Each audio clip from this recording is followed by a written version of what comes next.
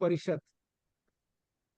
And I invite President of DRRC, Diaspora Research and Resource Center, Ambassador Dayakar Ji. Dayakar Ji has served as ambassador and other capacities in various countries, hails from Andhra Pradesh, and now is located in Delhi as well as Bangalore. So I request Ambassador Dayakar Ji for welcome address. Thank you very much, Secretary General Sahab, Shri Shyam Parande Ji.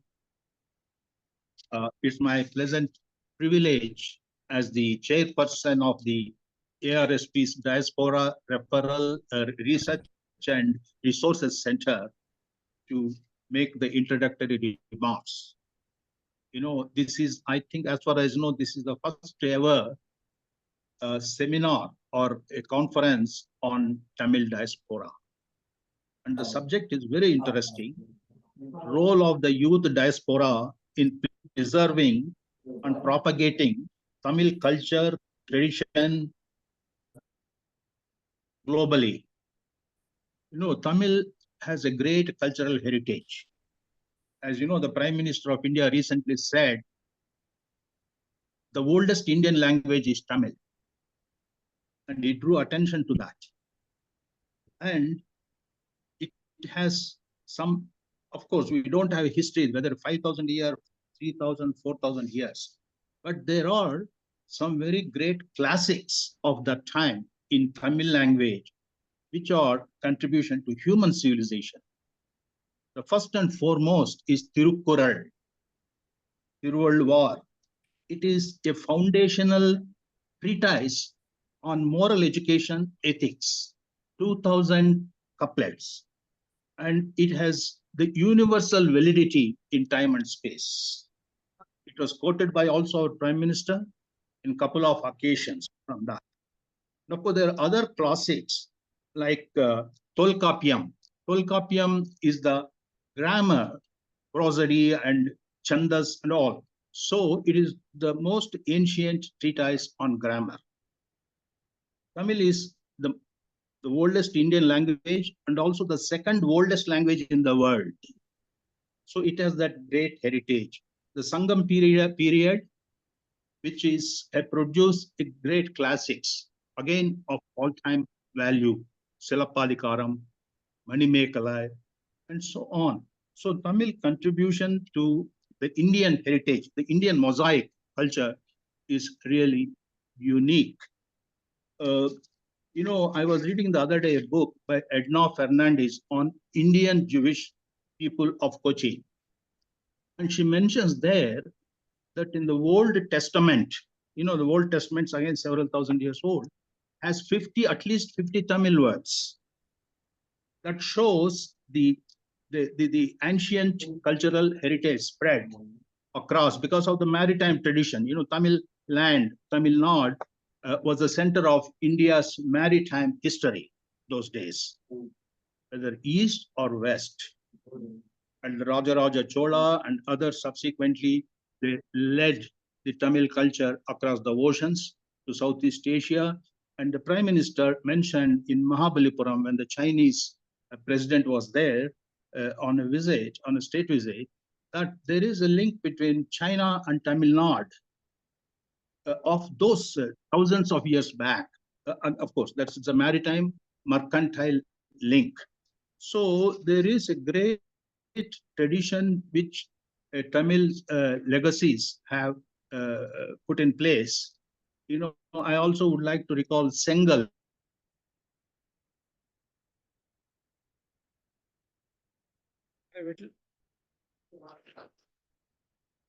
Waiting में hello. जाम हो गया क्या? So it should be 60 seconds. हो गई.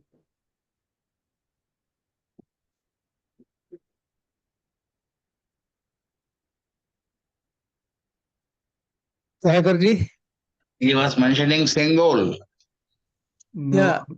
I think he has got frozen. Some Yeah, frozen. The frame is frozen. Wi-Fi issue. Sahakar ji? Reconnect, please.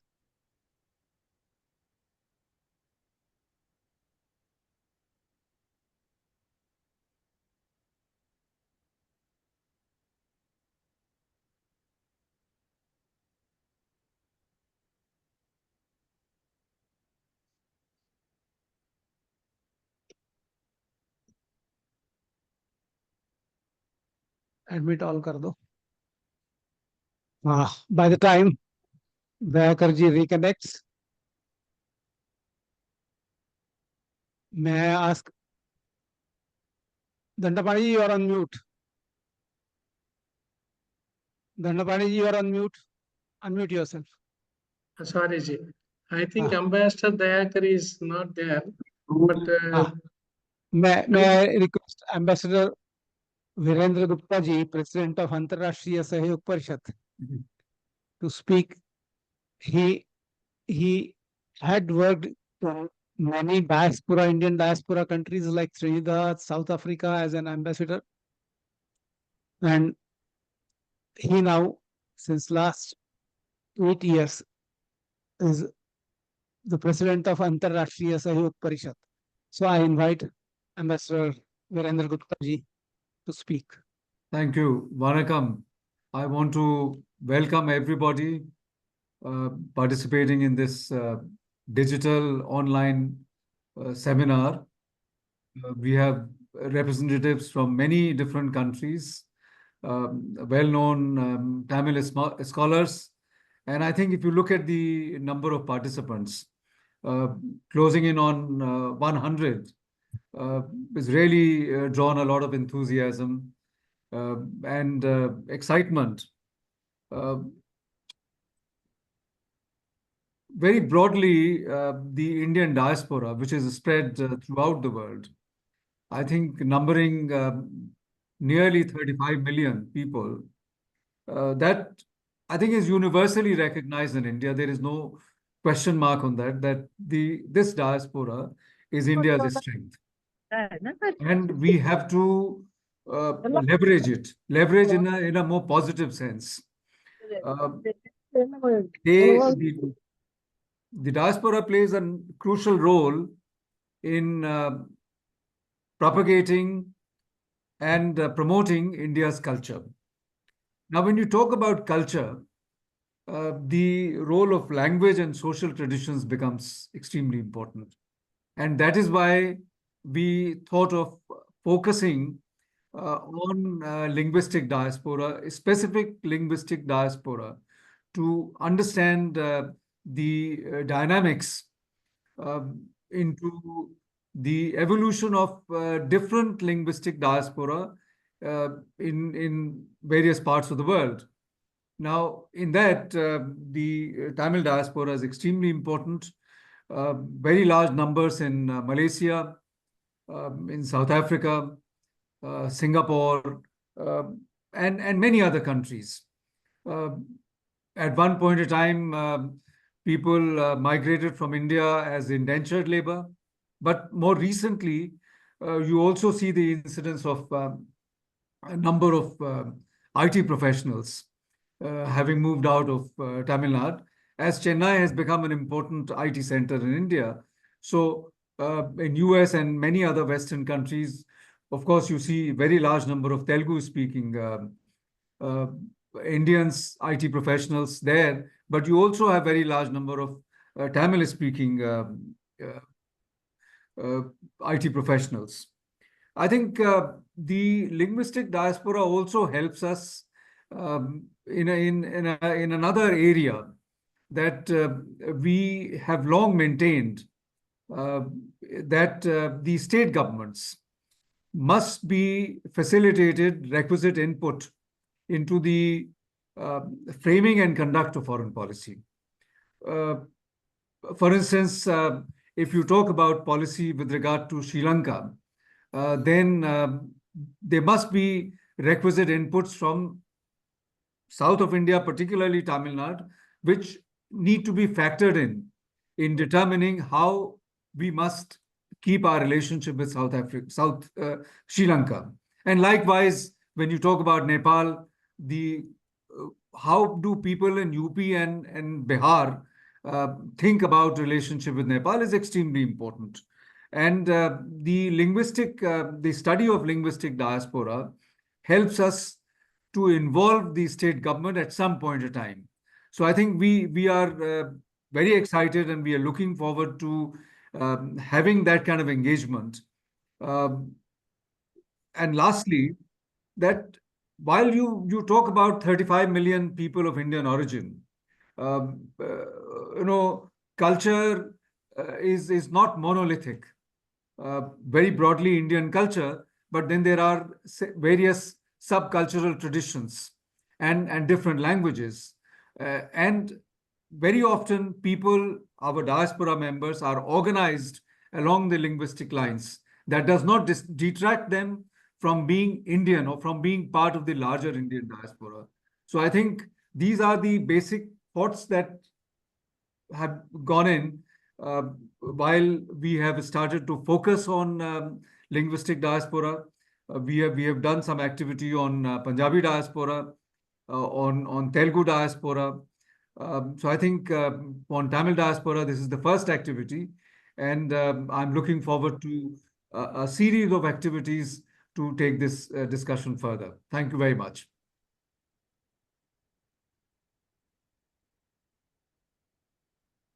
So I request Dandapani Ji to now conduct the program. Thank you, Ji. And thank you, Ambassador. Thank you very much, Ambassador Virendra Gupta, and thank you very much for Ambassador Dayakar Ji. Now I request to do a special address by Sri Shyamji Parande. He is a Secretary General for Antarashtriya Sahyog Parishad.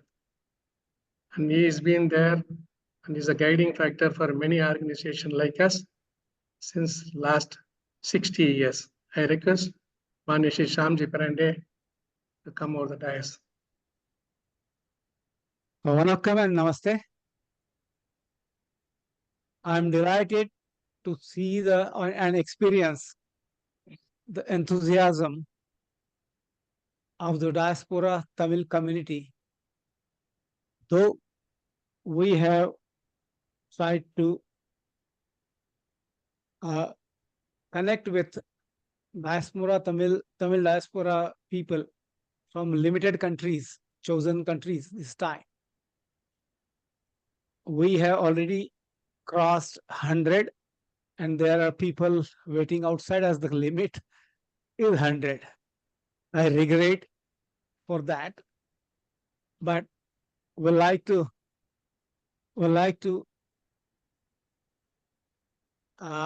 get more people next time when we connect. As already stated, Antarashtriya Sahyog Parishad, in Antarashtriya Sahyog Parishad, we have a forum called Bharatiya Bhasha Samuha. Bharatiya Bhasha Kendra. And this Kendra caters in promotion of Indian languages and then with stress on languages like Hindi, Tamil, and all that. ARSP under DRRC, Diaspora Research and Resource Center. As Ambassador Gupta ji, our president, has stated, had been working on linguistic diaspora. We started with Punjabi, then Gujarati, then Telugu, and fourth one is Tamil. We plan to connect Odia diaspora, Odisha diaspora, Marathi diaspora, as well as Kannada diaspora. All these linguistic diasporas are in major number, in vast numbers across the world. Indian diaspora has reached to more than 150 countries now. And our efforts to reach out to all the groups, all the languages speaking diaspora is essential if we really mean to reach out to as many people as possible, as many groups as possible. Because till a couple of years back, it was only the Hindi speaking or English speaking diaspora. So that's how we are expanding. I'm glad that this is the first meeting, as Ambassador Sivacharya Ji stated, for the Tamil diaspora through us, though there is another forum through which most of the Tamil people are connected, and that's Akhanda Tamil Ulagam, which meets once in 2 years. And earlier this year in January, they made, there was a conference in Coimbatore where Tamil diaspora had converged. So that's the connect we have. The worry that, as Ambassador Virendra Gupta ji stated, is preserving our culture and languages, passing them on to the next generation. And that's where we are trying to promote things. Anilji Joshi, who is already here, who has joined he chairs the Bharatiya Bhasha Kendra, and they meet regularly for Hindi, promotion of Hindi diaspora. There is a program every weekend, every Sunday at 6 p.m. where Hindi specialists and literature experts connect online. And I think Tamil diaspora can also start thinking on the same lines, that one of the days, convenient days, one of the times, convenient time to maximum people, if a group of Tamil people who are interested in culture preservation and advancing of culture and language, they meet. With that in mind, I thank everybody for joining us. And Vanakkam, Namaste. Thank you, Shyamji. We are conducting this program under the banner of ARSP, Antarashtriya Sahyog Parishad. That is why we are talking in English. It's an international program. And many of the office bearers and other participants, some of them knows and some of them they don't know Tamil. So that is the reason we are conducting this in English, because I saw there are some queries in this in my mobile. So let me clarify this. Thank you, Shyamji. It's really enlightening for us. Indian diaspora has reached 150 countries. It's really a big thing. Now, I will introduce the speaker from Mauritius, Swamy Umapati Sivacharya. And Swamy Umapati Shivam from Mauritius has played a significant role in preserving and promoting spiritual and cultural tradition. He was sent to Mauritius by Sri Mahapariva, the then Peethadipati of Kanchi Shankarmat, Sri Chandrasekharendra Saraswati Swamigal, to preserve these traditions. Swamiji's contributions include founding the Chabal Foundation, which provides cancer screening, general health checks, and counseling services for the families over there. He has also established Kali Parashakti Peetham in Mauritius, which is one of the wonderful mandir. You can all have a nice visit over there. His dedication extends to education, child welfare, family welfare, and spiritual teachings, which is including work with the prisoners in Mauritius jail. In recognition of his service, he was honored with the Alaya Nirmana Kalanidhi Award by Gurudev Sri Sri Ravi Shankar Ji. Swamy Umapati Sivacharya, please take over the mic. Thank you.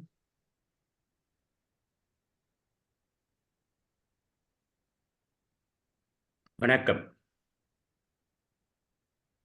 You are listening? You are hearing properly? Yes, Swamiji. Thank you. Namaskaram to everybody.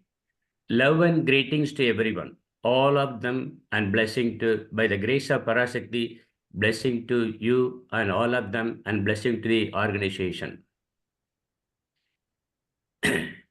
I'm very happy to participate the digital diaspora. I'm very happy.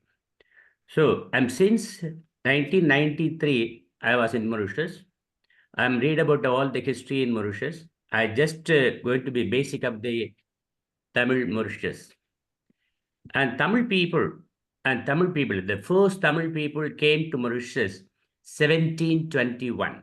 In the year of 1721, the people came here as a coolie. After that, after 6 months, there is another 100 people coming and another paid. So they are all came for the coolie here. But they are not completely knowledge, but they have the devotion, everything. The most of the people came from Pondicherry, Tanjavur, Karaikal, and Kumbakonam. And they are, again, I tell you, they're coming for coolie, but they had a lot of devotion. They kept whatever the village tradition, what they know, they kept completely there. So actually, in the tradition and culture in Mauritius and Tamil culture in Mauritius, they completely preserve, proud to tell you, preserve more than everywhere. They're very preserving. Why we tell to you, very ancient text, they kept completely here. In the religious activities, they keep it all the things. And in Mauritius, there is a 3 big organizations there. MTTF, Mauritius Tamil Temple Federation, that is an independent organization. Then Mauritius Tamil Culture Center Trust. Then another one, Tamil Speaking Union. The trust, Culture Center Trust and the Tamil Speaking Union completely part of the organized by government. And here in Mauritius, the government will support completely, a lot of supporting, financial support, and then place of support, and then the language support, all the support, the government will support all the ways is the support. And the government also give the subsidy, completely give the subsidy. Then the youngsters going to the culture center, they're learning the music and etc. and completely. And here, completely, the Tamil Speaking Union, they conduct the 50 center of the language, teaching the language, only evening schools. There's a 2 kind of this one there. There are youngsters and adult also, they're teaching the Tamil language. And even though each every temple, at least every 3 temples, and then every one of the temple, there is a Tamil school there. Saturday is running by Saturday or Sunday, every 2 hours there. They're promoting the language, completely promoting the language. In Mauritius, there is a Tamil speaking people administrator, 200 temple there, at least 200 temple. The 200 temple, completely 134 temple is connected to the MTTF, the first administrator. So the Tamil at the same time, and recently, last 6 months before, because of the unity of the children, we are creating the Tamil Scout. It was existing last 30 years before.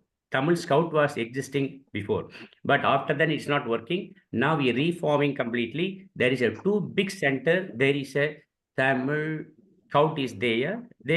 We are teaching completely languages, yogas, teaching, and then we have music and discipline, everything. Then camping also. We do the camping also do. Then here, the youth Tamil, the Tamil youth, they are proud to be a Tamil people. Very proud to be a Tamil people. In the ritual, the spiritual basically, they are not participate too much. They participate, they kavadi and etc., all the things, they will participate. But they don't have the deep knowledge part. But at the same time, the culture completely, for the culture basically completely involved. At the same time, they do things here their own way, completely their own way. They celebrate all the things. So because this is the people, they bring the unity everywhere also. So at the same time, nowadays also, they're learning the youngsters also, they're learning the music completely. And then they will go to outside also, outside country also, they're performing the music. And then the locally for the each every function also, and then they're playing the music and traditional music, everything. And then ancient text of the completely for the poems and everything also they keep it. And then Thevaram, Tiruvasakam, etc. also they will keep it. They will chanting, regularly chanting, and each every temples, and then they are teaching all the Thevaram classes also they're teaching, and then they preserve the culture, but they need a more deep to go to understand the religion. But culture basically they are very much involved, completely very much involved in each every region. But at the same, their own way to celebrate each everything, own way to celebrate. That is the one. But we are completely, if it is not wrong, and we are people take responsibility to guide them what to do, what not to do, everything also we are doing also. Then nowadays, and all the youngsters also, they're interested to the language also. Very slowly they're learning them. Because now the 6th generation is running now. As from the 1721, now the 6th generation running. The 2nd generation, 3rd generation, they keep, and 4th and 5th generation, they didn't speak, they no practical speak. Tamil not speaking. So afterwards, now they are pressuring, and the government also, they supporting, very good support. The government is very good support. They give the subsidy. There is a Tamil speaking union, basically the Tamil speaking union. They propaganda for the promote the Tamil language, completely Tamil language. Then even though, and then each every school from the Form 1 to Form HSC, SC level also, there is a Tamil. There is also considered to the mark in the SC exam, HSC exam also. Even BA, ME, MPhil also is availability in the university also. These all languages available. They are people. At the same time, the people also go to Tamil Nadu. They're learning the Tamil languages, and then they get the certificate, they come here, and then they're working here. And this is the people, we are taking them, then teaching and promote the Tamil language and Tamil culture also. So this is the basically completely the Tamil in Mauritius. And evening schools every Saturday, and then they are evening in between 2 o'clock to 4 o'clock, they go to temple here, and then they teaching the 1 hour teaching the Tamil language. After then the Tamil scripts, and then after then, sometime we are going there also, we giving the moral classes and the scripts, and then explain to the what is the culture, what is the tradition, what is the forthcoming ceremony, what is coming, and how we celebrated everything. We are explained to the youngsters. They are and straight to follow all the systematically everything. But even though also they will go to the own way, but we let them to go. After then, we going to teach them how to do it, how to preserve everything, what is the proper way to celebrate it. We are explaining to them. So they will completely, they follow the culture here. Even though, even the youngsters come to the wedding also, they put the traditional dress, and then girls also put the traditional and proper, not only traditional dress, proper dress, covering completely proper dress. They come to attend the wedding, and then they come to the temples also, they coming and they wear the proper dress, proper cultural dress also, the discipline, it is there. At the same time, the people also, youngsters also starting to fasting and everything also, they will completely, how we going to teach them? Now we going to teach them properly, very simply, and then we will accept it. Because the only the way, they don't want to complication anything else. Because everything is available in internet, they're going to see, after then they will come back to me, Swamiji is like that, what to do, what not to do also. So we are explaining to them and everything else. So in the MTTC, the Mauritius Tamil Culture Center Trust, they're teaching the completely music, everything. And the Tamil Speaking Union, they explain to completely the linguistic also. Apart from this one, all the temples, they are preserve their culture also, basic culture also. At the same time, very basic song, Vatra the Poiga Vadanadagand Malamed Avinasi Pattu. So many ancient songs, ancient scripts, they keep it here. And the old people also, they are singing, and then follow, young people also, they completely follow. There is a people also going some wrong way also. We are trying to group of people, our sect also, group of people also. We go there, we talk to them. When we bring to them slowly, we bring them in our system. And then it is not good to do like that. We explain to them slowly. We had patience to bring to them completely. So there is a very short and sweet message for our youth and then the Mauritius culture also. So I'm very, very happy to participate for that one. And thanks for the association and thanks for the organization. As all the elders, they say, and very often, this diaspora will be happening and seminar happening. It will be mutual exchange of the cultural exchange program via digital. And bless you and best wishes to everybody also and more courageous also. But anything, please feel free to ask me any question. Thank you.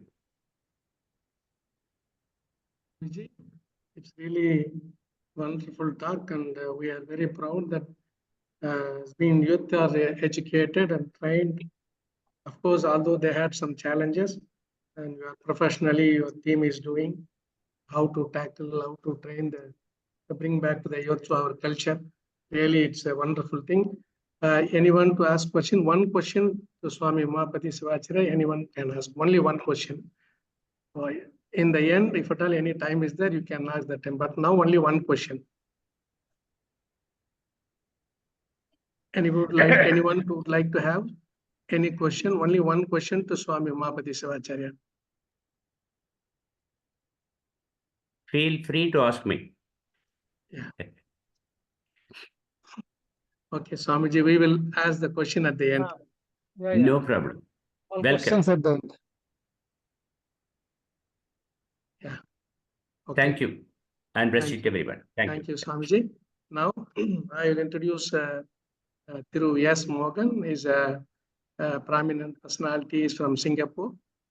He serves as a managing director of an import and export company. Beyond his professional work, he is deeply committed to the community service, particularly in the promotion of Sanatana Dharma. He has volunteered as a Hindu counselor for the prisoners in Singapore, guiding them in learning about Hinduism. His efforts to raise awareness about Tiruppugal have included organizing Tiruppugal Vilas in Singapore. Additionally, he is an active participant in Saiva Siddhanta platforms. Sri S. Morgan now represents the American Hindu Spiritual Community Institute as their Singapore representative. Thiru S. Morganaya, please take over the mic, please. Okay, sir. Thank you. Namaste, namaskar, and vanakkam to everyone. Thank you very much for giving me the opportunity. Can you all hear me? Is clear? Yeah, clear, sir. Clear. Now audible? Okay, thank you. Okay, so when I was invited by Dandapaniji to share my views, of course, I was surprised because there are many other more qualified people out there. But nevertheless, they told me that I need to speak for about 10 minutes on the subject about youth in Singapore context for culture, traditions, and how they can spread it to other countries. Okay, in Singapore context, we are fortunate because Tamil language is a constitutional language in Singapore. It's enshrined in our constitution. It can be spoken in the parliament. You can take oath in Tamil.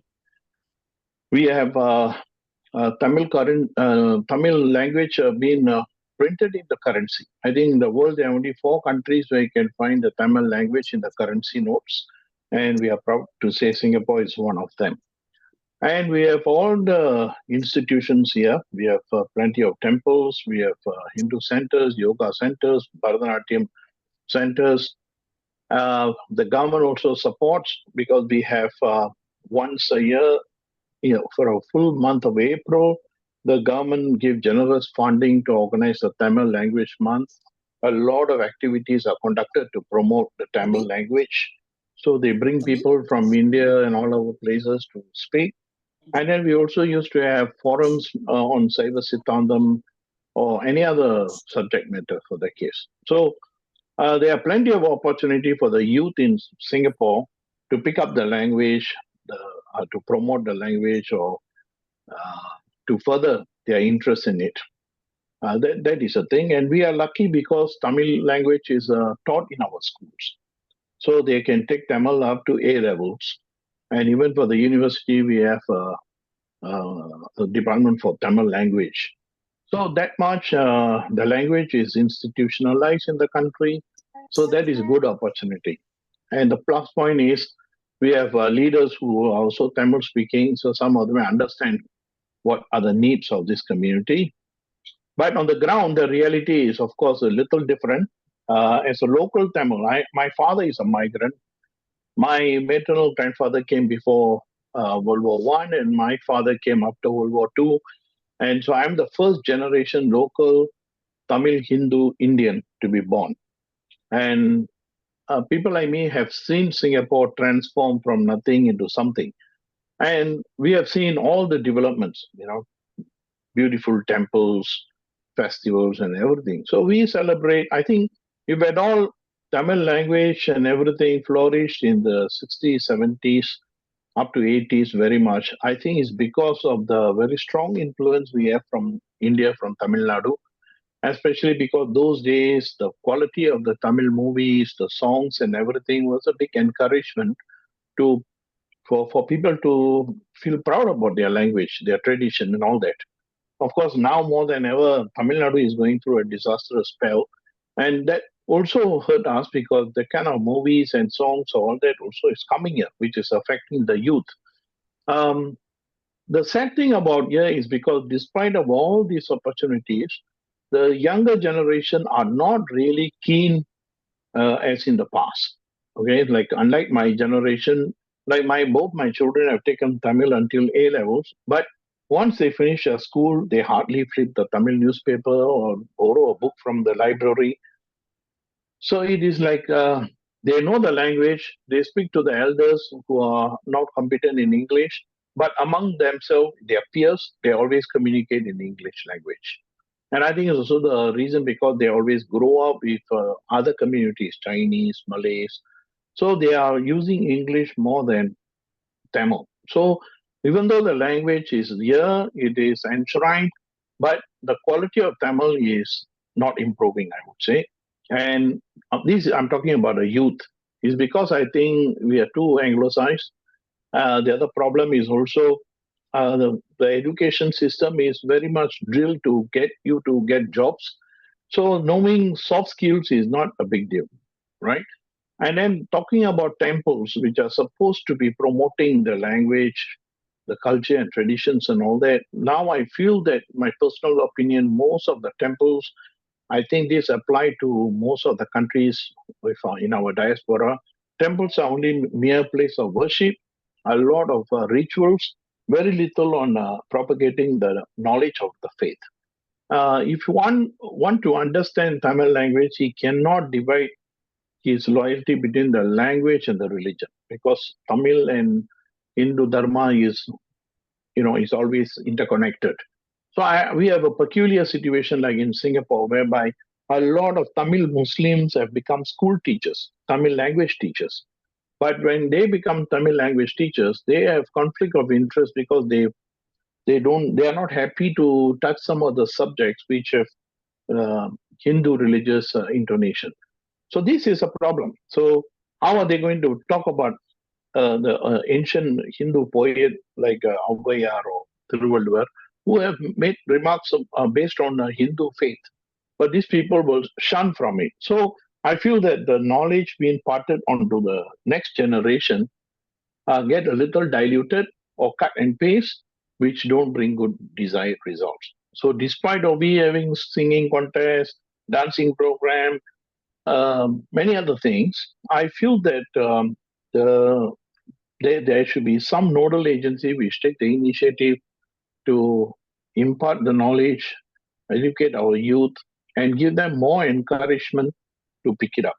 Because we always look upon India as our mother country to get all this information or knowledge. But unfortunately, in Tamil Nadu, because of the domestic politics and stuff like that, there are a lot of anti-Hindu sentiments and misleading information. And because social media, it easily comes here. And if a young person in Singapore were to look at these, then they shun from it. They say this is, not palatable. So where do they turn to? So I was a member of the Hindu Center, and we have tried making programs to reach out to people and all that. And the response is not as good as we wanted to. And although they come for things like Thaipusam Festival, which is the biggest in Singapore, which is very much a ritual, but you really get a handful of youth aside and ask them to explain what is all this worship about. Their knowledge is not at all good because it's like they just follow their elders. So this trend is no good. We need to change that.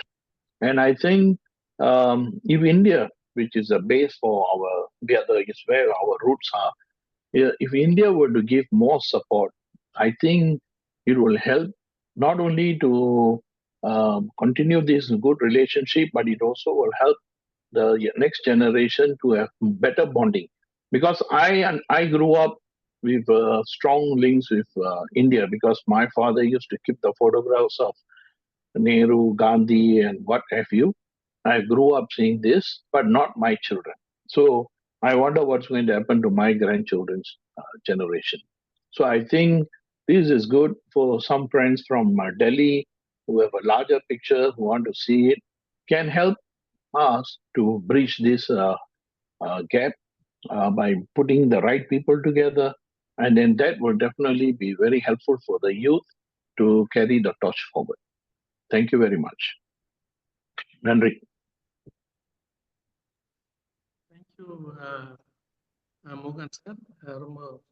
It's really a wonderful, mind-blowing thoughts. I mean, we didn't really, I mean, rather, I don't know much about these challenges which you are talking. I request our Manya Shamji can talk to you separately and take it to next level. Whatever the challenges you are facing in Singapore, I think our Shamji can help you, Mohan sir. Thank you. Thank you very much. Thank you. Dandapaji, just for sharing an information. Yes, Ji. Dr. Sandhya Singh Ji, who is Dean of the Hindi and Tamil language in Singapore University, has also joined.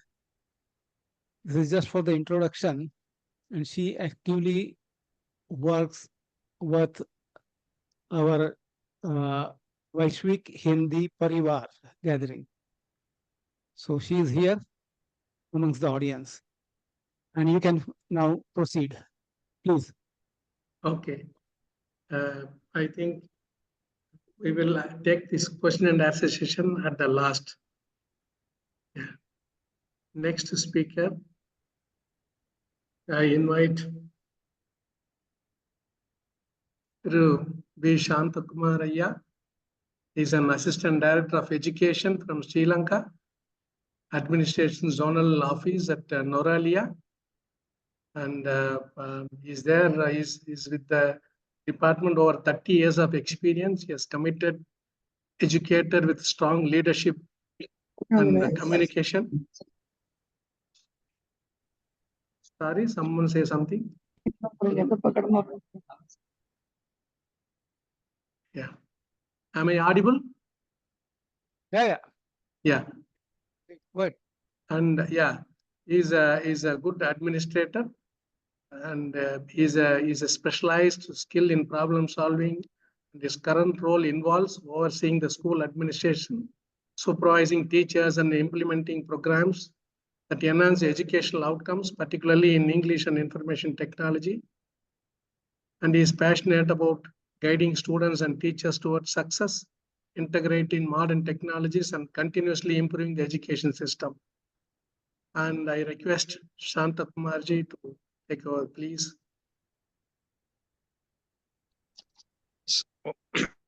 Om Ekadandaya Vidmage Vakradundaya Dhimagi Tanno Danti Prachodayat. Om Saraswati Namastubhyam Vardhipam Vidyarambham Rishyami Siddhir Gautami Sada. Venerable Swamiji from Mauritius, Mananiya Syam Pandey Ji, Mananiya Dandapani Ji, and dignitaries, Sonnan of the dais, fellow speakers, and my dear friends, want to come to you all. Due to our network issues, I switch off my camera to make my audio more clear. So personally, I I like this headline, the subject, the role of the youth diaspora in preserving and propagating Tamil culture, tradition, and heritage globally. Because I used to meet a lot of diasporic youth almost every month. Like the youth diaspora plays a significant role in preserving and propagating Tamil culture, tradition, and heritage globally. According to observations, the Sri Lankan diaspora youth is more inclined to keep in touch with traditions than those living in Sri Lanka. This is evident in the way they preserve their cultural heritage, often more than their brethren in their homeland. The Tamil diaspora in particular has been instrumental in maintaining their cultural identity and heritage, with isolated communities preserving their dialects, such as the Tamils from Jaffna Peninsula of the island. The youth diaspora's efforts in propagating Tamil culture and tradition are also noteworthy. They have been involved in organizing conferences and events that bring together diaspora personalities and associations to discuss the propagation of Indian culture. Furthermore, tourism, particularly religious and heritage tourism, has played a vital role in preserving and promoting cultural identity and heritage. It is essential to recognize the diasporic processes of Sri Lankan Tamil, including their migration patterns, cultural life, and long-distance nationalism. The youth diaspora's involvement in these processes has been crucial in maintaining the Tamil identity and heritage globally. What is diaspora? According to Hazel Smith and Folsters, diaspora are social groups that settle and establish themselves in another country and are internally heterogeneous. Smith and Stairs also explain that globalization has created a situation in which diasporas can play a significant role in a conflict. They are considered an important international political force whose most significant characteristic is the variety of different roles they are liable to play in the conflict. Within the same conflict, the approaches of various individuals, groups, and their organizations differ and may contribute positively or negatively towards a continued conflict. Therefore, they can be peacemakers or peace wreckers. These roles can best be understood by tracing their capabilities and transnational opportunities. In the Sri Lankan conflict, the identification and understanding of diaspora activities are critical to achieving sustainable peace.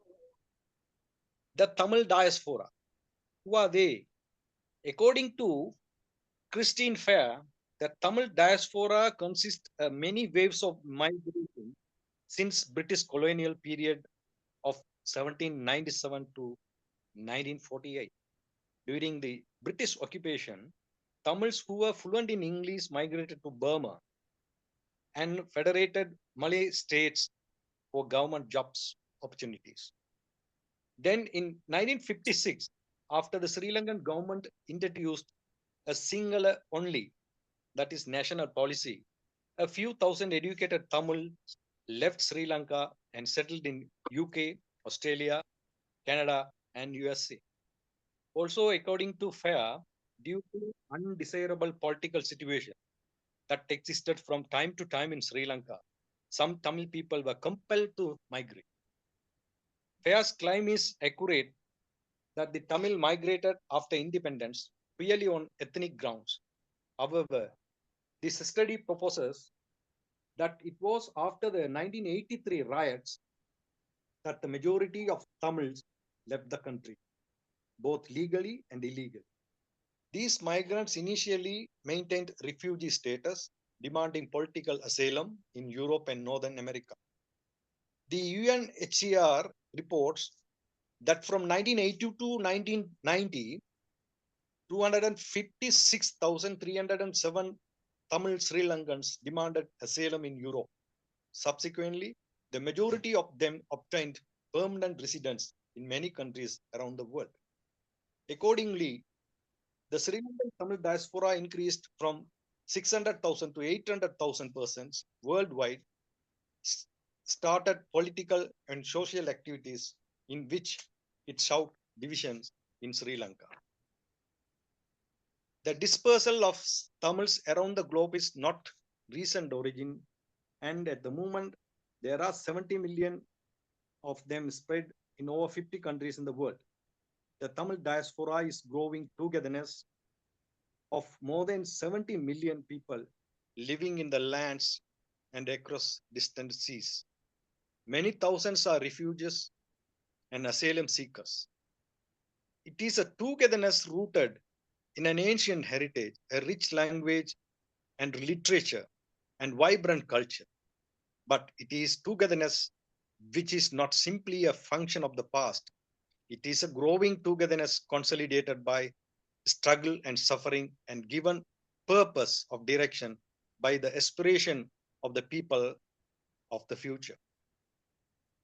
A future where they and their children's children may live in equality and freedom in an emerging one world. Their passion for the love of their language, culture, which has a cherished heritage, is the one that binds the Tamil diaspora worldwide, and their coherence and unity is fast growing to be recognized as an international force. According to Father Harris, Tamil is the oldest of the present languages. Tamil, one of the powerful languages, is perhaps the only example of an ancient language which has survived as a spoken language from more than 4,000 years, with its basic structure almost unchanged. The name Tamil itself unique meaning, sweetness and coolness. Language and culture are two facets of the same identity. And language is a major cultural element. Culture is everything which is socially learned and shared by members of a society. It is an organized system of behavior and said to be normative because it defines standards of conduct. According to Edward Bernard Taylor, an anthropologist, it is that complex whole which includes knowledge, belief, art, morals, customs, and any other capabilities acquired by man as a member of a society. Today, the digital revolution is not only accelerating the forces of globalization, but also strengthening the bonds of the diaspora, forging a new cultural, economic, and political togetherness of a people and deep-rooted kinship ties, and finding fresh avenues of expression. To quote Baker in Remembering Roots 1999, Internet made it possible for members of diasporic group to communicate regardless of time and distance. Their homeland, their national identity, and the ethnic, social, cultural, and political meanings of this identity are the most covered topics in these online meeting places. The dual orientation towards both the country of origin and the country of resettlement is not as contradictory and paradoxical as it Shantaji, seems. you have to talk close to the mic, Shantaji. Close to the mic, you talk. Sorry. Sometimes it's going down. Singing. Otherwise, Yeah. it's fine. Sorry, thanks. Go ahead. The coverage is a bit feeble down here, but I'll manage.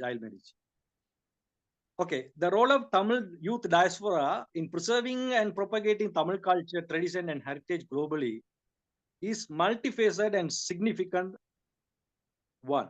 Across various countries, Tamil youth engage in activities that not only preserve their cultural heritage, but also enhance their recognition and respect within global community. Here are some key aspects of their contributions. Educational initiative.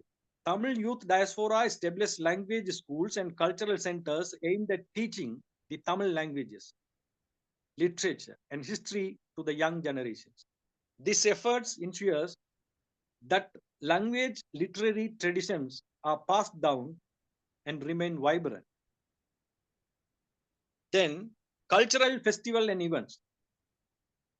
Youth Diaspora, they organize and participate in cultural festivals such as Pongal, Deepavali, and Tamil New Year, which serves as platform for showcasing traditional Tamil dances, music, and culinary art forms. These events not only celebrate Tamil culture, but also educate and engage diverse audiences. Arts and performance. Tamil youth are actively involved in preserving traditional music and dance forms like Bharatanatyam and Carnatic music by participating and in performance arts, both and learners and the teachers. This preserves these art forms and makes them accessible to global audience. Next, I want to mention media and online platforms. Utilizing digital media, Youth Diaspora creates and distributes content related to Tamil culture. This includes running Tamil language blogs, podcasts, YouTube channels, and their social media performance, which help in reaching a broader global audience. Community engagement and services. Engaging in community service and volunteering at cultural centers fosters a strong communal spirit and helps in the practical aspects of cultural promotion. Additionally, organizing blood donations, donation drives, and charity events underlines the community's commitment to social well-being, aligning cultural identity with civic engagement and cuisine and culinary practices. By organizing food festival and sharing traditional recipes online, Tamil youth play a crucial role in preserving and promoting Tamil cuisine, which is essential aspect of cultural identity. Then cultural organization and networks. Forming organization and groups that focus on Tamil culture helps in structured propagation of the culture. These organizations often coordinate larger events, manage educational programs, and serve as a central point of community activities. Challenges such as language barriers, cultural assimilations, and integrational conflict do exist. Despite this, the thriving engagement through digital platforms and cultural events alongside educational and community initiatives suggest a robust ongoing effort by Tamil Youth Diaspora to keep their rich cultural heritage alive and relevant globally. The Tamil Diaspora youth play a vital role in preserving and promoting Tamil culture, tradition, and heritage in their adapted countries. Here are some effective strategies of them to achieve this goal. Embracing Tamil ethnic wear and cultural practices. Wearing traditional Tamil attire, such as Tamil ethnic wear, during festivals and celebrations can help to promote Tamil culture. Additionally, practicing Tamil cultural traditions, such as language, music, and dance, can help to preserve the rich heritage of the Tamil community. Forming cultural organization and associations. Forming organizations such as Tamil Heritage Foundation, THF, can provide a platform for the Tamil diaspora youth to come together to promote Tamil language and culture. These organizations can also help to create a sense of community and belonging among the Tamil diaspora youth. Promoting Tamil identity and nationhood. Recently, I met two youths who came from Europe.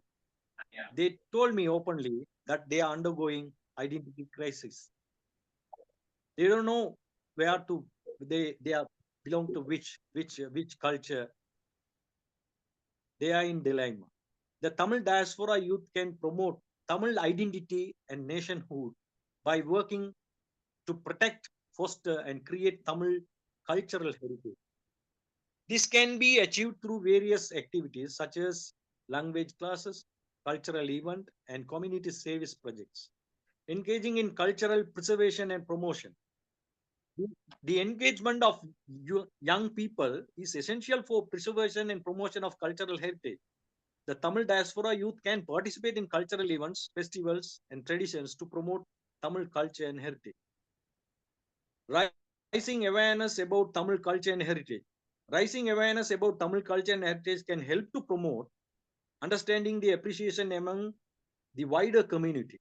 The Tamil diaspora youth can use social media, cultural events, and the community programs to raise awareness about Tamil culture and heritage. Collaborating with host countries and governments. Collaborating with host countries and governments can help to enhance relationship between the Tamil diaspora and the host countries. This can lead to effective diplomatic goals and policies to promote Tamil culture and heritage. By adopting these strategies, the Tamil diaspora youth can play vital role in preserving, promoting Tamil culture, tradition, and heritage in their adopted countries. To effectively preserve and promote Tamil culture, tradition, and heritage among youth diaspora in adopted countries, several strategies can be employed. One is language and education. Language classes, organizing Tamil language classes to teach both the language and script. This helps the youth to communicate effectively and retain linguistic ties with their heritage. Cultural schools, establishing schools or weekend classes focused Shantaji, Tamil Shantaji, literature. sorry to interrupt, but it's time and maintain time. Just a minute left. Okay, Ji. Okay. I'll wind up. Several community organizations are actively promoting Tamil culture and heritage among the youth diaspora, fostering a sense of community and connection to their roots. These organizations provide a platform for Tamil youth to engage with their cultural heritage, develop their skills, and build networks with like-minded individuals.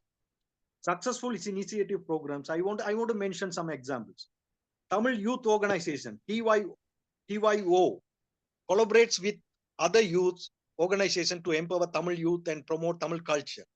Tamil Women Rising empowers Tamil women and their allies to seek success and advance in their careers, promoting Tamil culture heritage in the process. Tamil Diaspora Alliance, TDA, aims to unite Tamil people beyond organizational and geographical divides and protect, enhance their unique identity and heritage.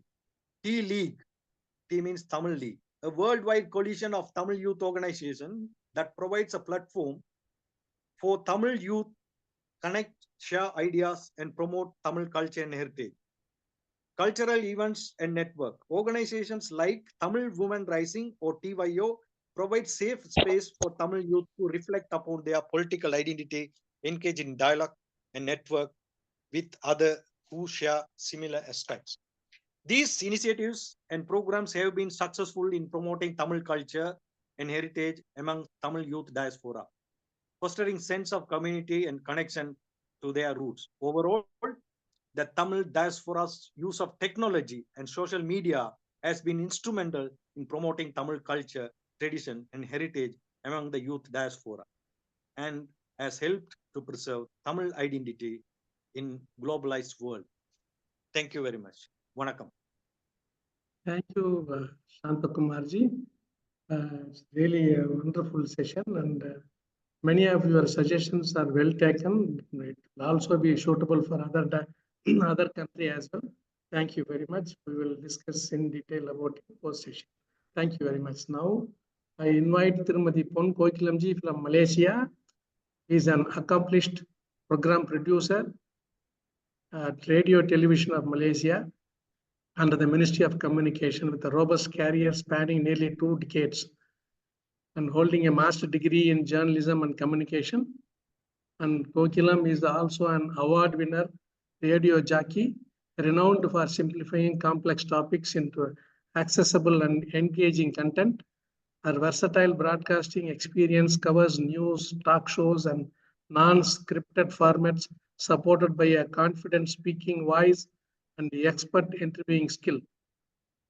Her extensive experience includes paper presentation at international conference, voice-over work for commercials, and conducting workshops and lectures worldwide on Tamil language and radio broadcasting. I request Thirumati Pon Kogilam Ji now. Thank you. Nandri Ji. அனைவருக்கும் வணக்கம். Greetings to everyone. It is both an honor and a pleasure to be part of this conference. Today we gather to explore a topic of immense importance and relevance to the role of youth diaspora in preserving and propagating Tamil culture, tradition, and heritage on a global scale. I'm here to give a special focus on Malaysia. As we delve into this discussion, we acknowledge the remarkable contribution of young Tamils who are ensuring that our rich cultural legacy not only endures but thrives in today's interconnected world. In the contemporary global landscape, the preservation and propagation of culture heritage pose significant challenges and opportunities. For the Tamil diaspora in Malaysia, the youth play an indispensable role in sustaining and promoting Tamil culture, tradition, and heritage. This article explores how young members of Tamil diaspora contribute these efforts, balancing cultural preservation with modernity and examine their impact on a global scale. Youth are often seen as the custodians of cultural heritage, responsible for ensuring that traditions are carried forward to future generations. In Malaysia, Tamil youth engage deeply with their cultural roots through various means. There are 528 Tamil schools across Malaysia, which serves as a critical institution for maintaining linguistic and cultural fluency. These schools offer Tamil language classes and cultural workshops, ensuring that students are well versed in their heritage. The integration of traditional Tamil culture with contemporary mediums is another area where youth diaspora members excel. Digital platforms have become powerful tools for cultural dissemination. Tamil youth in Malaysia leverage social media, blogs, and video content to share their cultural practices, stories, and experiences with global audience. This digital engagement not only connects them with the other Tamil communities worldwide, but also introduces Tamil culture to diverse audiences. In addition to digital innovation, Tamil youth are active in the creative arts. They incorporate traditional elements into modern forms of music, dance, and visual arts, creating a fusion that resonates with younger generations while preserving core cultural values. This innovative approach helps keep Tamil culture dynamic and relevant. Active involvement in cultural organization and associations is another crucial aspect of the youth diaspora's role. Many young Tamils in Malaysia are involved in organizations such as the Malaysian Tamil EL Writers Association and other cultural bodies. They play leadership roles in organizing cultural events, festivals, and educational programs that celebrate Tamil heritage. These initiatives not only foster a sense of community, but also serve as platforms for cultural expression, and exchange. Tamil youth are also at the forefront of cultural advocacy, working to ensure that Tamil culture is represented in a broader social context. They engage with public policy, educational curricula, and media to promote Tamil heritage and address issues facing the Tamil community. Recent developments such as Prime Minister Narendra Modi Ji's announcement of the establishment of the Thiru V chair at Malaysian University highlight the ongoing recognition and support of Tamil culture at an international level. This chair aims to promote the study of Tamil heritage and philosophy, further enhancing cultural ties and scholarly engagement. The youth diaspora involvement in international forums and collaboration further extends the reach of Tamil culture. By participating in global conferences, cultural exchanges, and cross-culture dialogues, they share Tamil heritage with a wider audience and learn from other cultures. This global engagement enriches the Tamil cultural experience and fosters international understanding. Despite their significant contributions, Tamil youth face challenges in balancing traditional values with modern influences. The pressure to assimilate into broader societal norms while preserving culture identity can be complex. Additionally, the rapid pace of global change presents both opportunities and challenges for cultural preservation. Youth must navigate this dynamic thoughtfully, finding innovative ways to adapt traditional practices to contemporary contexts without losing their essence. Their ability to embrace both tradition and modernity will be crucial in ensuring the continued relevance and vitality of Tamil culture. In conclusion, the role of the youth diaspora in Malaysia is preserving and propagating Tamil culture, tradition, and heritage to profound and multifaceted. Through education, innovation, community leadership, and advocacy, young Tamils contribute significantly to the global cultural landscape. As they continue to navigate the challenges and opportunities of a rapidly changing world, their efforts will be instrumental in keeping Tamil culture vibrant and relevant for generations to come. Thank you for your all attention and engagement. As we move forward, let us recognize and support the invaluable contributions of our youth in preserving and promoting our cultural heritage. Their passion, creativity, and dedication are essential to ensuring that the Tamil culture not only survives but flourishes in our increasingly globalized world. Thank you. தென்னாடுடைய சிவனே போற்றி, எந்நாட்டவர்க்கும் இறைவா போற்றி. நன்றி வணக்கம். Thank you, Pon Kogilam Ji. And we will now move on to Myanmar. Thiru S. Murugan Thevar, also known as Yuang So. I don't know, I'm sorry about it, how the pronunciation if it is wrong. Yeah, he's a well-known social worker in Myanmar. He has served as the General Secretary of the All Myanmar Hindu Central Board and is one of the founding members of the All Myanmar Tamil Hindu Religious Fund Trust. Thiru S. Murugan Thevar is actively involved in various socio-religious and educational institutions focused on the promotion and propagation of Tamil language. He is also a founder member of the Tamil Hindu Nidhi Semippu Nirvanam. I request Thiru S. Murugan Thevar Ayya to take over the mic. Thank you. வணக்கம் வணக்கம் நமஸ்தே. எல்லோரும் இம்புட்டிருப்பதுவே அல்லாமல் வேறொன்றும் நான் அறியேன் பராபரமே. On behalf of forgotten diaspora Tamil people in Myanmar, I want to speak 1/4 in Tamil and 3/4 in English.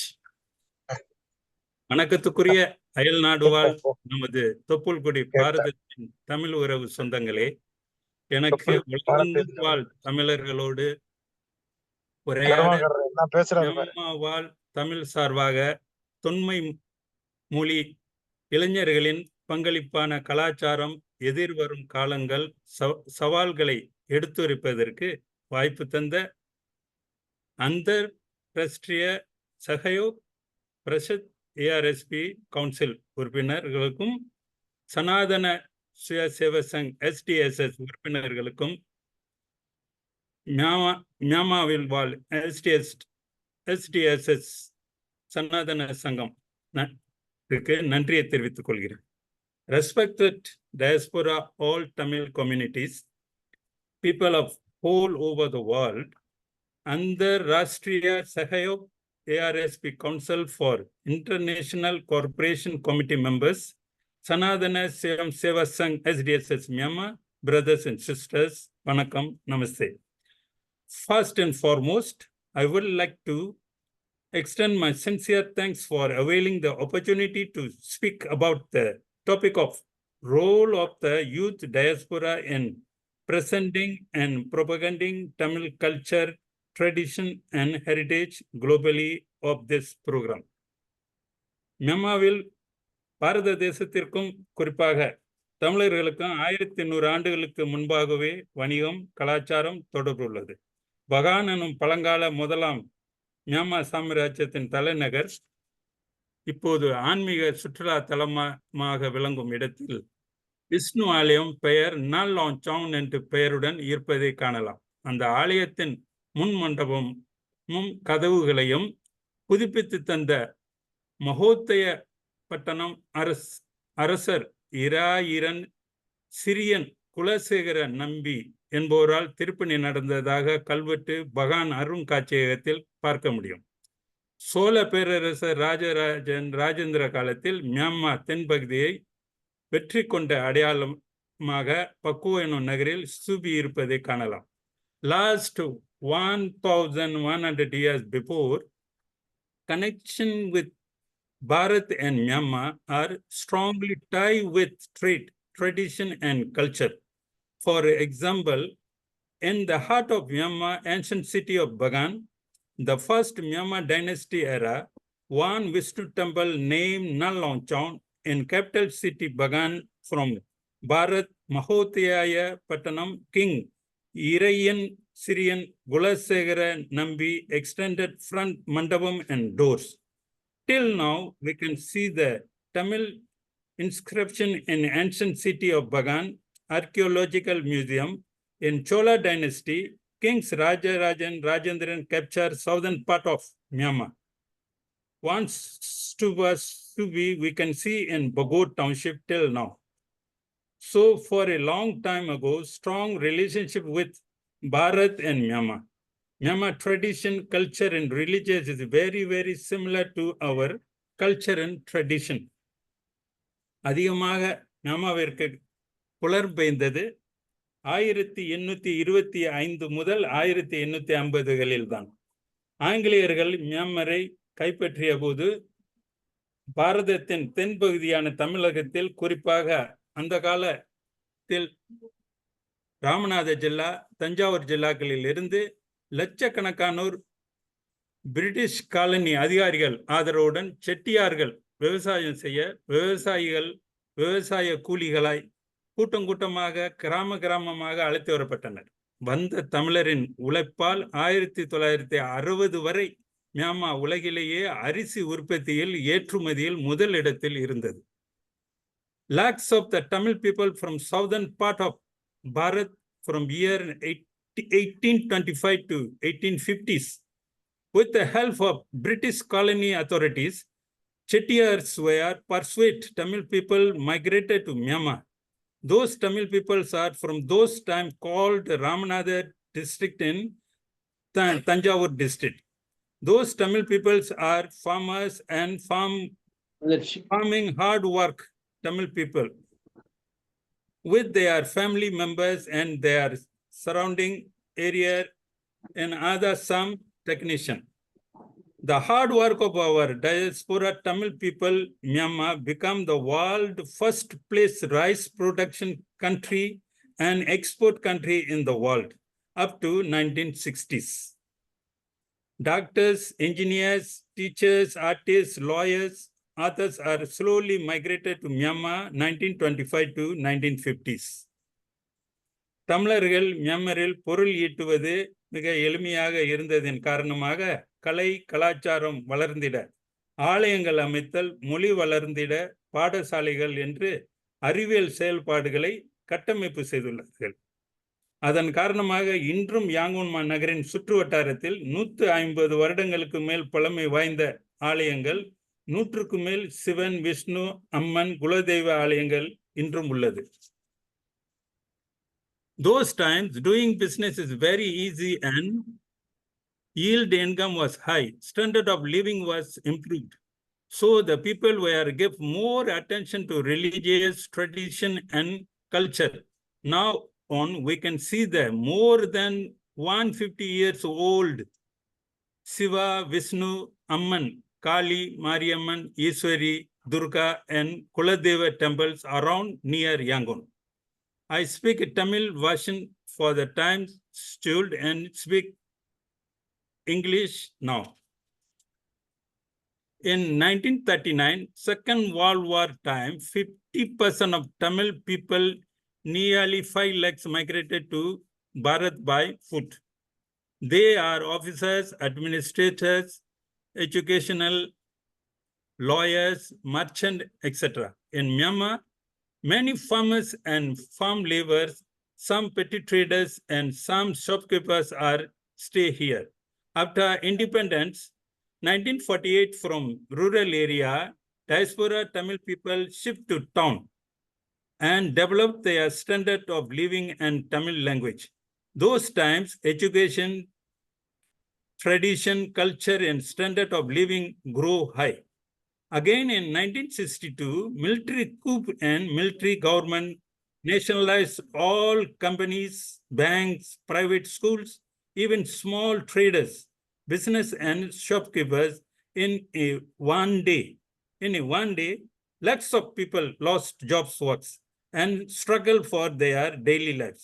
So in the year 1964 to 75, nearly 5 lakhs of diaspora people repatriate to Bharat by refugee by the ship. This is history. Now I like to share 1975 to 2024 about role of the youth diaspora in preserving and propagating Tamil culture, tradition, and heritage globally.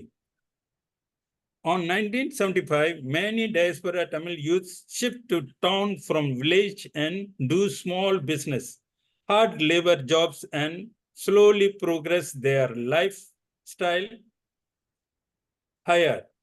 Their elders are in farming and cultivation occupation. Year 1962 to till 1990, no Tamil language school or other language private school. 1988, military took the power and changed socialist system to open door policy. Then another problem is national identity citizenship matter. No one can attend higher education like medicine, technology, IT, or any other arts graduate getting diploma courses. We slowly supports to apply NRC card. Some of our Tamil youths attend universities and graduate doctors, engineers, lawyers, accountants, etc. But getting jobs in government is very difficult. In 1998, again, military group and the government lose some rules.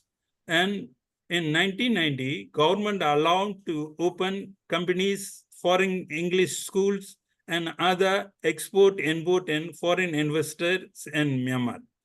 Citizenship matter for Indian origin. People in 1990 got nearly 2 lakhs persons, especially Tamil people got nearly 1,20,000 persons. There is totally no aid support for diaspora Tamil people from the government. We are standing on our own foot. In this period, most of our youths attend government schools, some affordable children are attend private English schools. Years 1990 to year 2020, income was increased, standard of living was in good condition.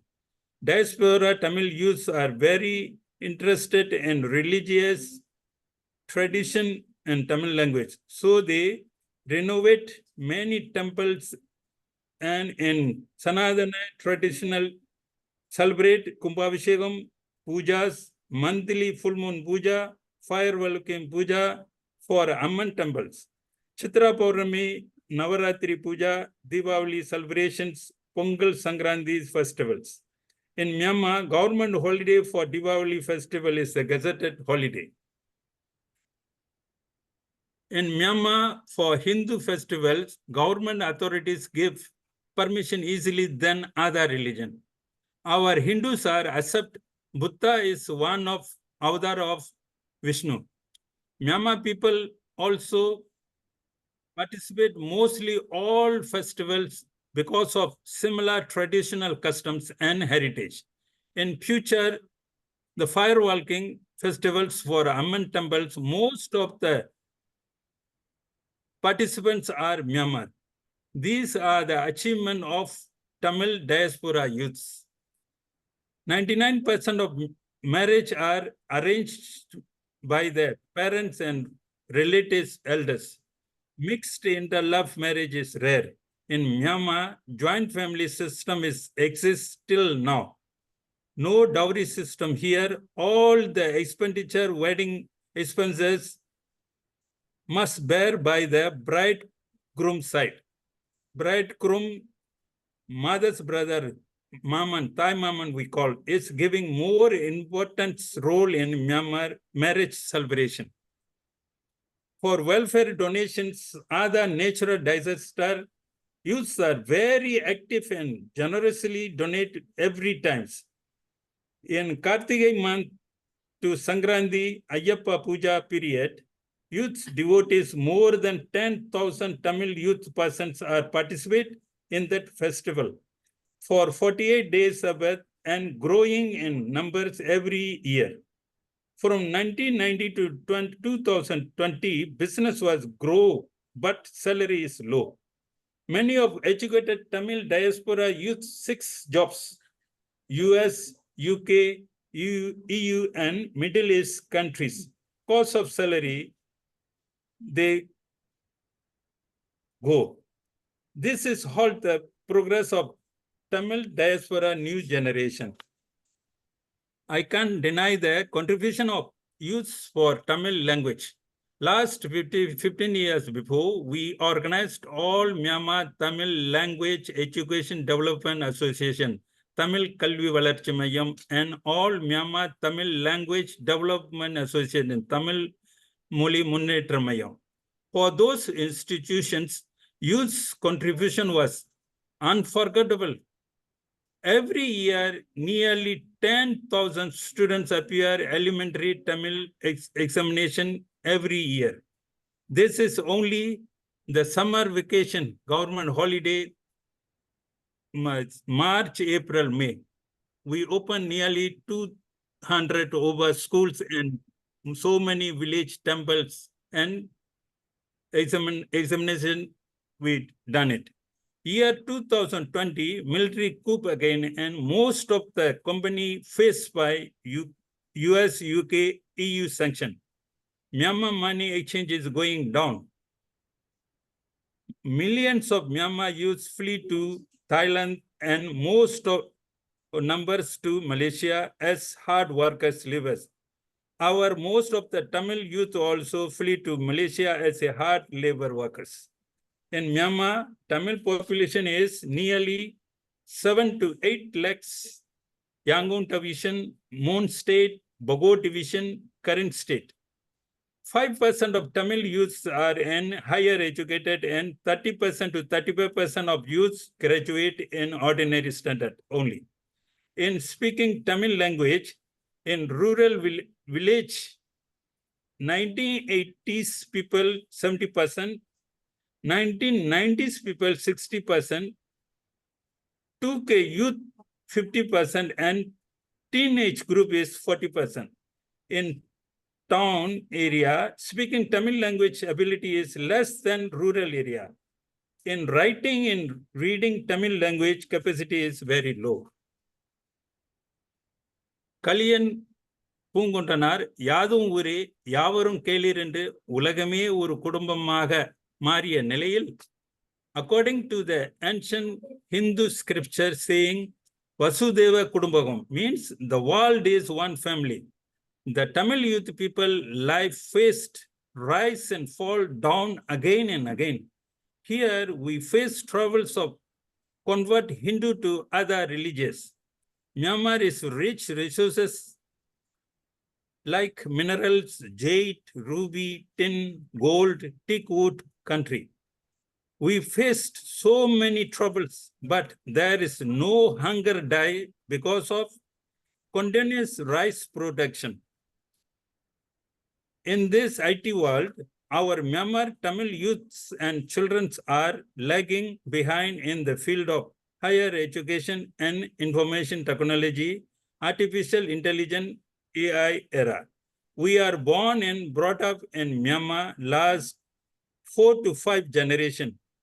My fear is if in Myanmar youth diaspora future is slowly going to vanish, disappear, language, heritage, and customs. But in our Myanmar diaspora Tamil youth's mind, so many times face again and again like this problem. We hope diaspora Tamil youth can overcome and get up success and catch up our future gold. Bharat Mata ki jai. Thanks. Vanakkam. Namaste. It's really, I don't know how to say from the beginning until 2024. You said that clearly what was the history. It is really good to know. And the challenges at the end, what you said about the youth is really a challenging one. And we need to sit across with Shri Shanthakumar Ji and we will move forward. And our Ambassador Dayakar is back now. So may I request Ambassador Dayakar to take over the mic, please. He was initially got disconnected. Ambassador Dayakar.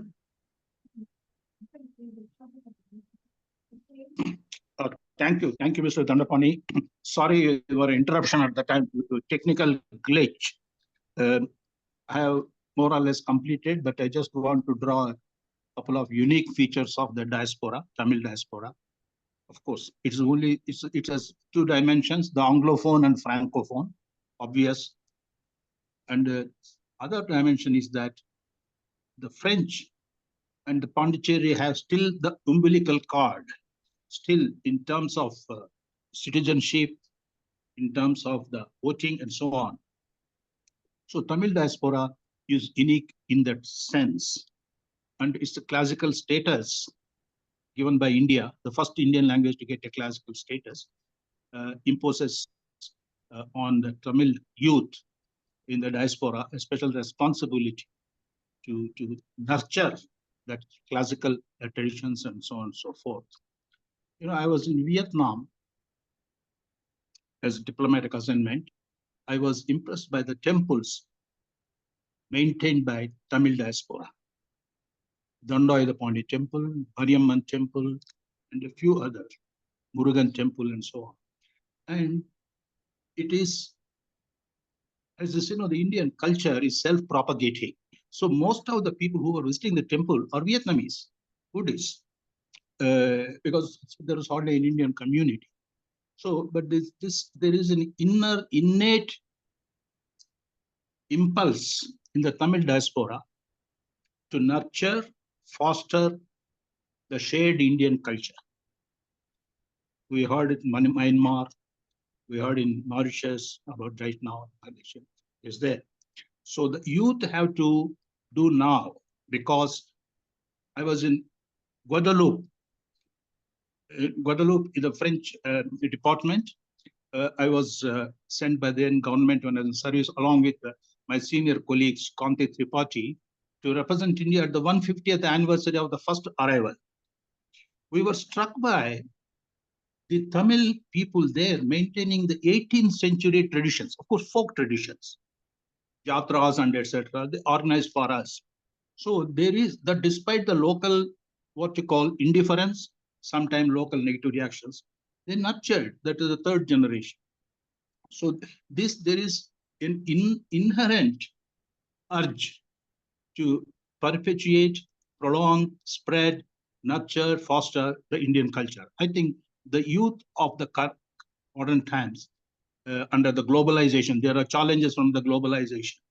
There are challenges from the digital misinformation, so on and so forth. So the youth have, there is something to counter these things. And of course, there are organizations doing in Mauritius, in Myanmar, Singapore, other things. But a coordinated, a centralized system would and should help. Thank you, Mr. Dandapani, for convening this and conducting this. Thank you. Thank you, Ambassador. Thank you very much. And I never expected, of course, he is an ambassador. I never expected the ambassador start right from Tolgapiyam. Of course, Tirukkural everybody knows, but what a knowledgeable. Thank you, Ambassador. It's really mind-boggling. In the end of the day, what you mentioned about the challenges, how to tackle it, especially the youth, just blindly going ahead, whatever there in that social media, they understood. It's perfect, like that kind of view. Really well taken, and we will pursue on this. And anybody would like to have questions to the speakers? It's a time now. They can ask. Anybody would like to have the question to be clearly mentioned which speaker the question is. They can unmute and ask one by one.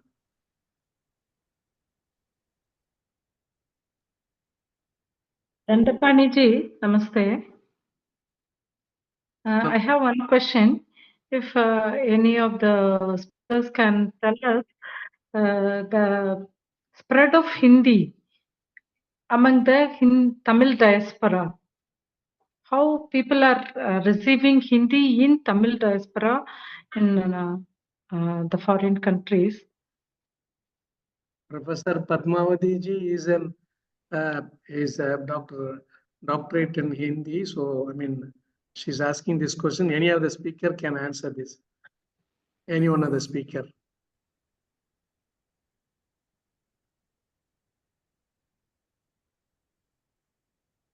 Anilji, is Anilji there? Anilji Joshi?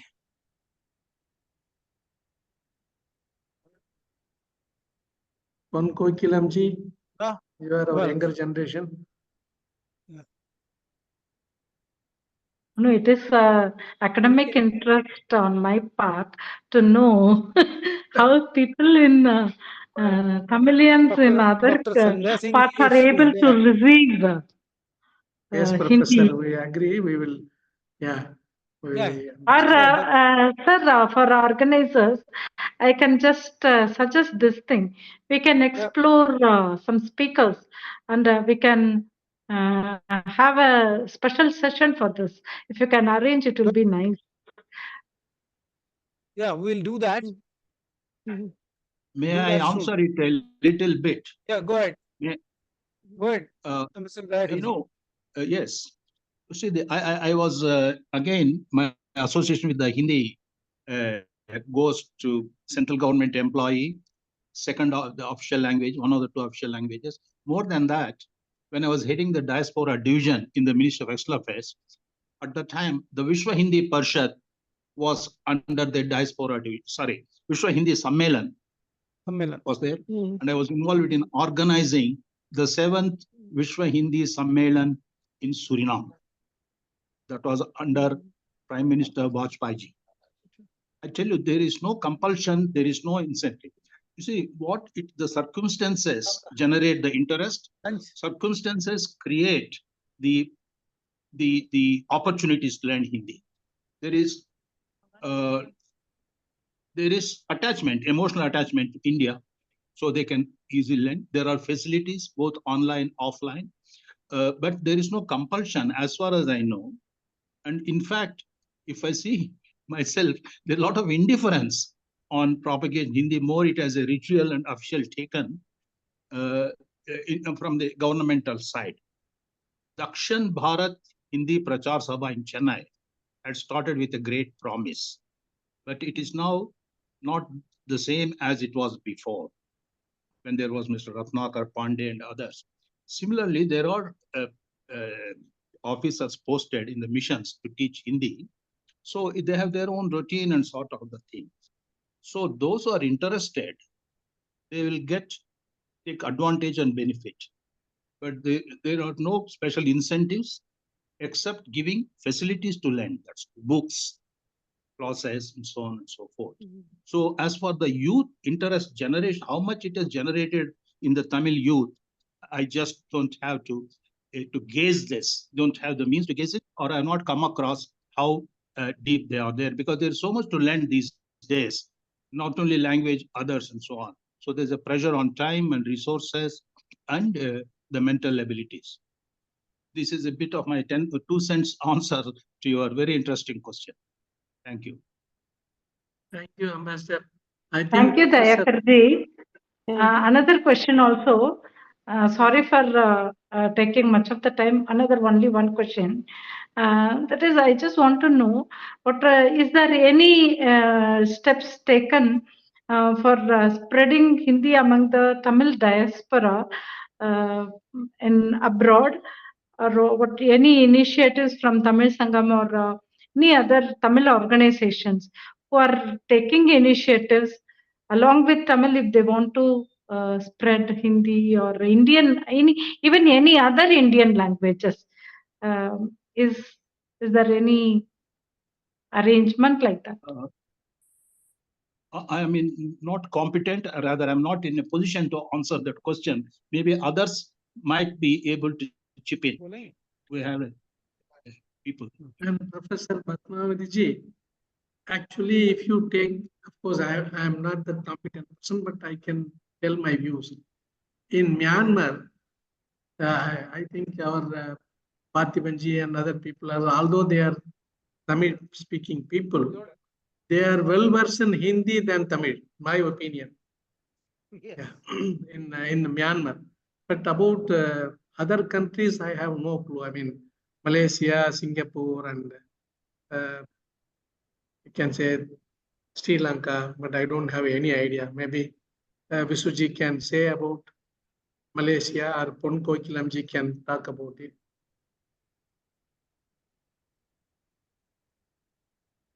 And Singapore, Thank you, sir. I have no. Thank you, sir. Thank you, sir. Thank you. Anyone just else would like to ask question, or we can? Dandapani ji, just because the question was there, in Arabian countries of Dubai, UAE, I mean, and Saudi, in Oman, and Kuwait, Qatar, most of the people, whichever like their mother tongue might be, speak Hindi. So Hindi itself has evolved as a common language amongst Indian diaspora in the Middle East. So that's an interesting phenomena. Everybody in Dubai speaks Hindi. So that's how it has to be. All mother, but then we need to, of course, the very purpose of the session is that we focus also on mother tongues and the culture. So go ahead, please, Dandapani ji. Yeah, I myself, Shyamji is very, very right. Myself and another viewer is here. Both of us were driving a car and we went and hit in the Sharjah. This local policeman, Arab policeman asking, "Aap Hindustani, Hindi nahi malum?" We felt very uncomfortable that time. Of course, the way the extent of this policeman knows, we don't know, we are not that fluent, but still we can say. This is the experience, as Shyamji rightly said. Hindi is very common in Middle East, entire Middle East. And in the local knows much better than us. Okay. So if anybody has any questions, then otherwise we will go for a concluding session. Yeah. I request. Dr. Bhavani from Chennai. Hello. I'm Dr. Yes. Bhavani from Chennai. Yes, It's a Dr. section Bhavani. which was going all over the world. The liking for the Tamil language and culture really impressed me. So many people, but I've gone to Cambodia and other languages. There, Tamil language still used over there. There's a Vattamoi they are saying in Tamil. Long before we had that Vattamoi.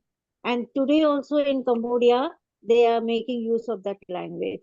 So there are so many diasporas who have been settled in other countries and they are following our Tamil culture is still alive. We should say a language which is alive means because they are making use of it. If you don't make use of that language, it will die. But today I am seeing so many in the whole world, Tamil has come up. So as Padmavati asked the question, through Hindi, there are any institution which is making them learn Tamil in other countries? That is really a very nice question asked by Padmavati. I also had it in my mind. So that will be very good.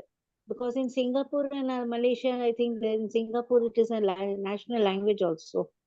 3 national language. Among 3 national, one is Tamil. So there must be a class. There has someone told in Singapore there are so many schools Tamil speaking. They are teaching the Tamil language also. So that was very nice to listen, and really very impressed with the section which has gone. And I've been sitting and listening to every speaker very closely. I was listening, and every country, so much of progress of Tamil means really I'm proud to be a Tamilian also. I should hear this section. It's really very good and very informative for me. So thanks. I should give it to Anil Joshi, who asked me to join the link and listen to the group. Thank you for everyone. I have had a very nice session with you all. Learned also very much about Tamil. But if there is some organization which is teaching Tamil all over the world, then it is really very nice. It can be appreciated. The Tamil Sangam of Kashi and here also in Tamil Sangam, they can also propagate this point all over the world. Thanks for joining me over there in the section. Thanks, Anilji. Right. Thank you. Thank you very Dr. much. Bhawan. Vanakkam. Namaste. Chandrasekharan ji speaks. உங்கள் அனைவருக்கும் வணக்கம், நன்றி. கடல் கடந்தும் தமிழ் வளர்த்து தமிழ் பாரம்பரியத்தையும் தமிழ் கலாச்சாரத்தையும் வளர்த்து கொண்டிருக்கின்ற அத்தனை நண்பர்களுக்கும் எனது மனமார்ந்த நன்றி. தன்யவாத். Really, each and everyone spoke well how they are doing in Mauritius as well as Sri Lanka and Malaysia and Singapore. Everyone is, what they are doing, they are expressed. So it is very impressive. நம்ம அது பண்ணணும்.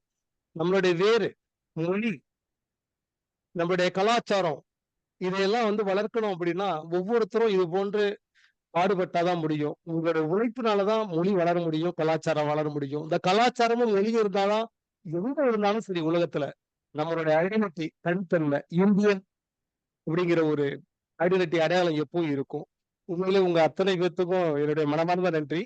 இன்றைய காலத்துல ஒவ்வொருத்தரும் express பண்ணதை பார்த்தா என்ன தெரியுதுன்னா, சப்போ ஏ டர் வரிய மன் கே அந்தர் जो யூத் ஆஜ் யுவ பீடி ஹே, இளைஞர்கள் இந்த நம்மளுடைய கலாச்சாரத்தையும் மொழியையும் அப்படியே பாரம்பரியமா கொண்டு செல்வார்களா என்ற கேள்விதான். அதை எல்லாத்தினுடைய பேச்சிலும் தெரிந்தது. அதற்கு மேலும் இந்த இளைஞர்களை ஒன்றிணைக்க என்னும் உழைக்க வேண்டும், அதுதான் தெரிகிறது. அவர்களை வழிநடத்த உங்களை போன்ற சேவையாளர்கள் தேவை, அது நன்றாகவே தெரிகிறது. இந்த அமைப்பை, இந்த ஏற்பாடை செய்து கொடுத்த ஐயா அவர்களுக்கு, இந்த டயஸ்போராவுக்கு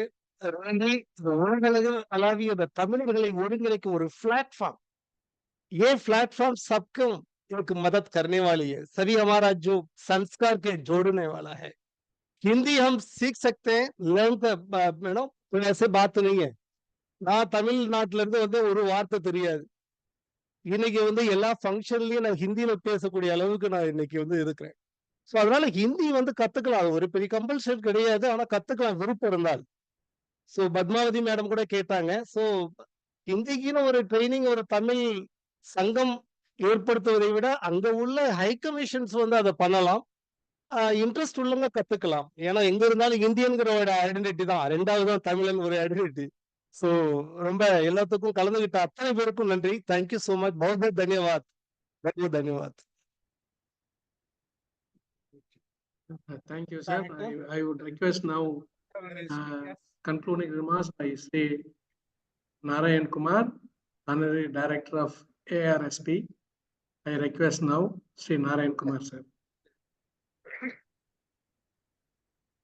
Thank you, Dandapani Ji, that you have conducted this session so professionally that we all are very pleased. And actually, the challenge before us was to motivate youth to preserve, promote, and protect our culture.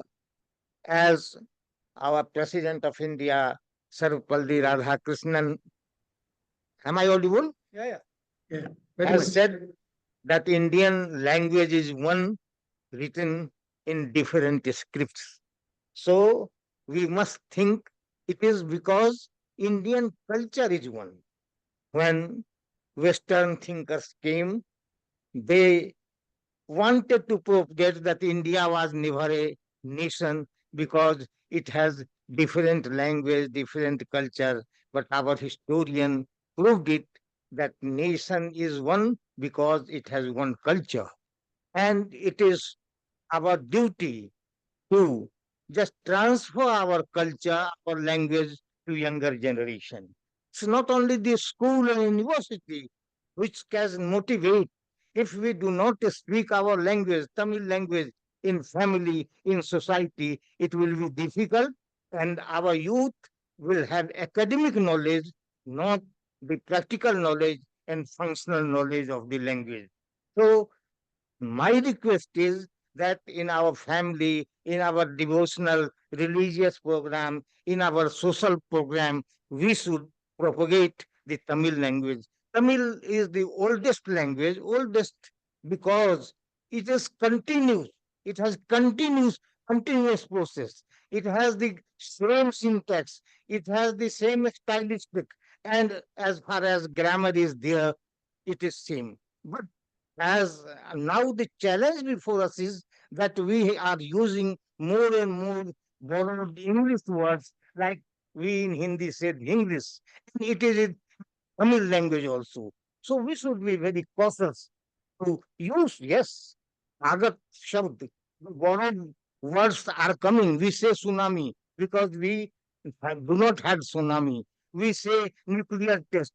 To unnecessarily, we shouldn't induct foreign languages in our own language because that will deviate and divert our cultural thinking.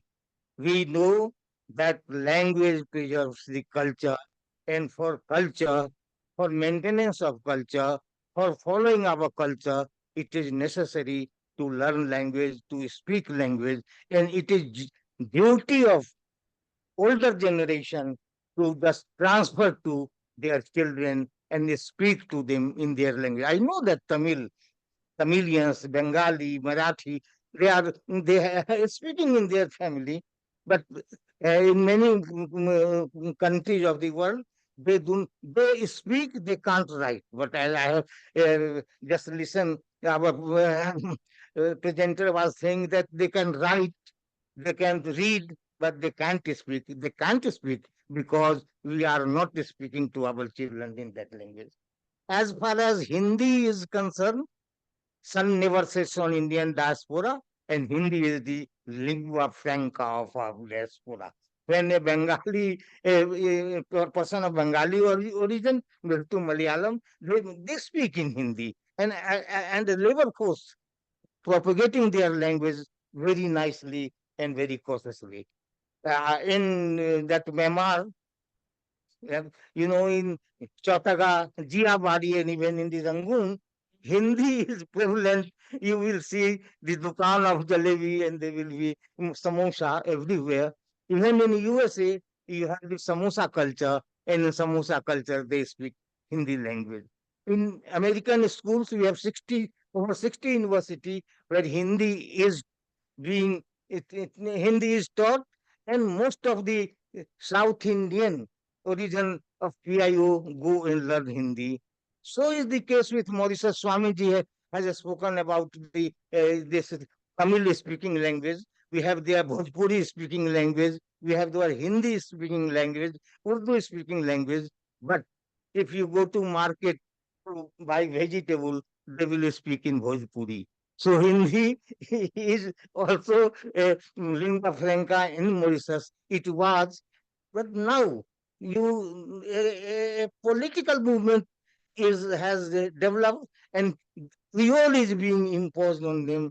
But I know that the government of Mauritius is paying salary to Hindi teachers who are teaching in Batka under a paper tele and under a social platform. So I think that Padmaji has asked this question, and this should also be discussed. This should be a tri-language, the language of the country, the language of your mother tongue, and also the language of official language of India, though India has many languages and we all respect. That's why Antarashtriya Sahayog Parishad has also started a Antarashtriya Bhasha Kendra, and we are just checking out program to propagate this language, our languages among the younger generation. I sincerely thank all the participants, from the intellectuals from Mauritius, from Myanmar, from Malaysia, Singapore, and Singapore has the department called Hindi and Tamil. Sandhya Ji was there. She is the dean of the department. So I think that language unites us, and we should always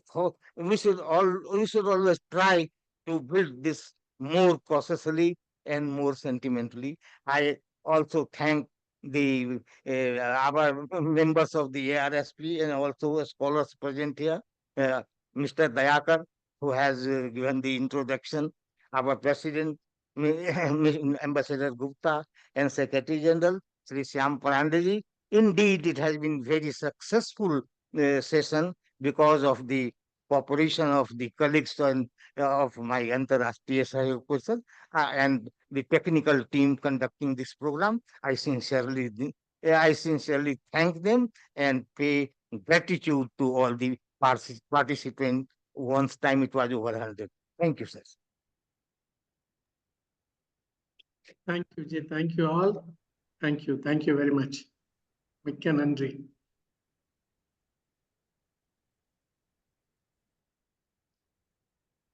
So nice meeting you all over online. Yeah, go ahead, go ahead. Those who want to speak, talk, they can. Couple of minutes.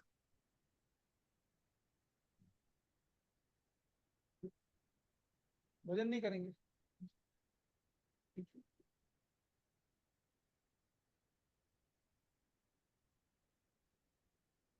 Shyamji already said those who want to talk, you can talk.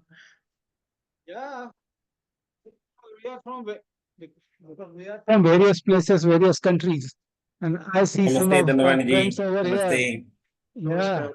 Bilwaji, namaste. Bilwaji. Bilwaji, namaste. Ramadaji, Singapore, namaste. Vanakkam. Namaste. Dubai, vanakkam. Srinivasan Ji, Sanskritam is here. Sanskrit Bharati Srinivasan Ji is here.